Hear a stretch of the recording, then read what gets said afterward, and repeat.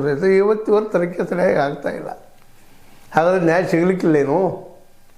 ಇಲ್ಲ ಆದಂಥ ದುರಂತ ಮರಣಗಳಿಗೆ ಅಸಹಜ ಸಾವುಗಳಿಗೆ ಉತ್ತರಗಳೇನು ಅನ್ನುವಂಥ ಒಂದು ಮುಖ್ಯ ಪ್ರಶ್ನೆ ಇವತ್ತೆಲ್ಲ ಕಡೆ ಕೇಳಿ ಬರ್ತಾಯಿದೆ.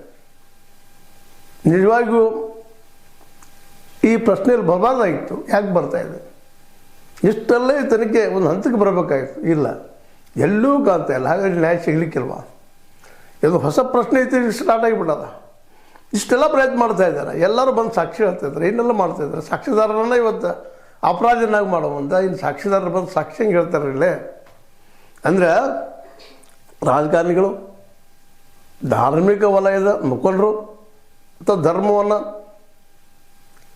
ಒಂದು ಉದ್ಯೋಗನ ಮಾಡ್ಕೊಂಡಂಥವ್ರು ಇವತ್ತು ಈ ಪ್ರಶ್ನೆ ಕೇಳ್ತಾ ಇಲ್ಲ. ಜನಸಾಮಾನ್ಯ ಪಾಪ ಅರ್ಥ ಆಗ್ತಾ ಇಲ್ಲ.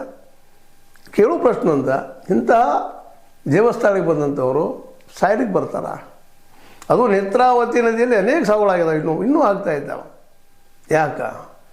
ಒಂದು ಸಹಜ ಒಂದು ಟರ್ನಿಂಗ್ ಪಾಯಿಂಟದಲ್ಲಿ ಏನೋ ಅಪಘಾತ ಆಗಿ ಒಂದದ್ದು ಎರಡು ಅಪಘಾತ ಅಂದರೆ ಬೋರ್ಡ್ ಹಾಕಿರ್ತಾರೆ, ಇಲ್ಲಿ ಅಪಘಾತ ಆಗ್ತದಪ್ಪ, ನೀವು ಸಾವಕಾಶ ಹೊಡಿರಿ ನಿಮ್ಮ ಗಾಡಿಗಳನ್ನಂತೆ. ಆದರೆ ಇಲ್ಲಿ ಸಾಕಷ್ಟು ನೇತ್ರಾವತಿ ನದಿ ದಂಡ ಮೇಲೆ ಆಗಿದ್ದಾವೆ. ಅಲ್ಲಿ ಬೋರ್ಡ್ ಇಲ್ಲ, ಎಚ್ಚರಿಕೆ ಇಲ್ಲ. ಇಂಥವು ಘಟಿಸ್ತಾ ಇದ್ದಾವಪ್ಪ ಅಂತ ಎಚ್ಚರಿಕೆ ಕೊಡೋದ ಘಟನೆಗಳಲ್ಲಿಲ್ಲ. ಒಂದು ಎರಡು ಅವುಗಳನ್ನೆಲ್ಲ ಅಸಹಜ ಸಾವುಗಳ ಬಗ್ಗೆ ಇಂಥ ಹೋಗ್ಬಿಡೋದಪ್ಪ ಅಂತ ಹೇಳೋ ಅವಶ್ಯಕತೆ, ಹೇಳುವಂಥ ಒಂದು ಎಚ್ಚರಿಕೆ ಕೊಡುವಂಥ ಅಲ್ಲಿ ವ್ಯವಸ್ಥೆ ಇಲ್ಲ. ಅಷ್ಟೇ ಆಗಲಿ, ಅಲ್ಲಿರುತ್ತಿರುವಂಥ ವಸತಿ ಗೃಹಗಳಲ್ಲಿ ಮೇಲೆ ಸಾವುಗಳಾಗ್ತಾ ಇರ್ತಾವೆ. ಯಾಕೆ ಆಗ್ತಾವೆ? ಯಾರು ಏನು ಇಲ್ಲಿವರೆಗೆ ಅಪರಿಚಿತ ಸಾವು ಎಷ್ಟೋ ಆಗಿದ್ದಾವೆ. ಅವ್ರು ಯಾರು ಗೊತ್ತೂ ಇಲ್ಲ ಇವತ್ತಿನವರೆಗೆ ಯಾರಪ್ಪ ಇವರಂತೇಳಿ. ಅಷ್ಟೊಂದು ಅನಾಥರಲ್ಲಿ ಬರ್ತಾರ, ಯಾರೂ ಇಲ್ಲದವರಲ್ಲಿ ಬರ್ತಾರ, ಮನೆ ಇಲ್ಲದವ್ರು ಬರ್ತಾರ, ಅಥವಾ ತಮ್ಮ ಸಂಸಾರ ಇಲ್ಲದವ್ರು ಬರ್ತಾರ.